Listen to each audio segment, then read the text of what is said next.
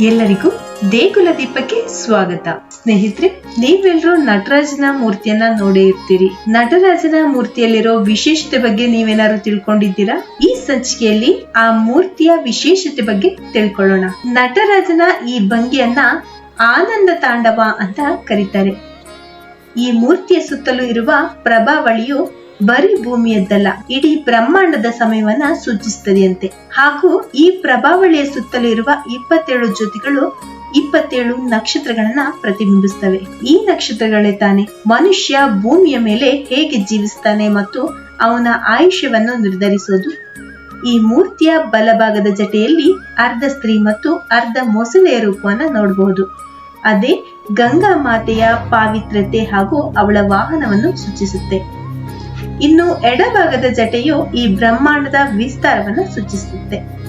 ಅದೇ ಇವತ್ತಿನ black hole theory. ಶಿವನೇ ಆ ಬ್ಲ್ಯಾಕ್ ಹೋಲ್. ಎಲ್ಲವೂ ಭಸ್ಮ ಮಾಡಬಲ್ಲವನು ಅಂತ ತಿಳ್ಕೋಬಹುದು. ಇನ್ನು ಈ ಮೂರ್ತಿಯು ಶಿವನ ಪಂಚಕ್ರಿಯೆಗಳನ್ನ ಪ್ರತಿಬಿಂಬಿಸುತ್ತೆ.